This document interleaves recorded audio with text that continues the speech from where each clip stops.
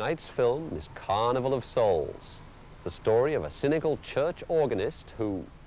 Oh, I can't tell you any more about the story. You'll have to see it for yourself. It's really strange. It was directed by Herk Harvey in Lawrence, Kansas in 1962, featuring himself and a number of his neighbors and friends. Mr. Harvey plays the head zombie.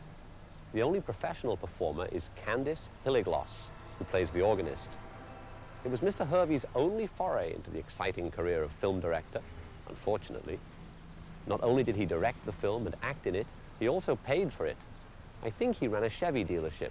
All the cars in the film appear to be Chevrolets anyway. Lawrence, Kansas is the home of William Burroughs, author and adventurer.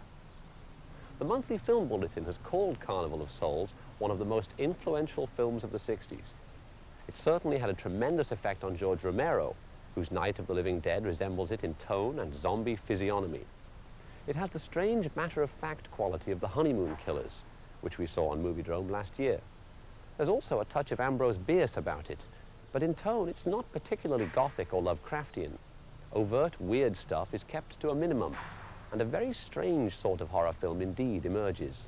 One where you're never quite sure whether the sound is missing by accident or for some chilling reason, whether a certain character is off because they're an amateur actor or because they're a demon, whether the man across the hall is really just a sleazy, obnoxious oaf, or you don't even know what.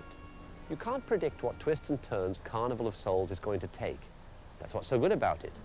Although the sets are pretty standard and the music is, shall we say, emphatic, the photography is sometimes quite impressive, particularly when we drive out past the edge of town to visit the old abandoned arcade.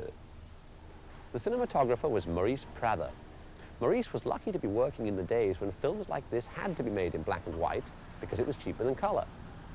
Carnival of Souls may sometimes look like it has shots missing. We're screening a restored version, but even so, the film has charmingly ragged edges. But minute for minute, it's better entertainment, it has better direction, and more inspired performances than films costing tens of millions more. Hey, Joe, drag your foot.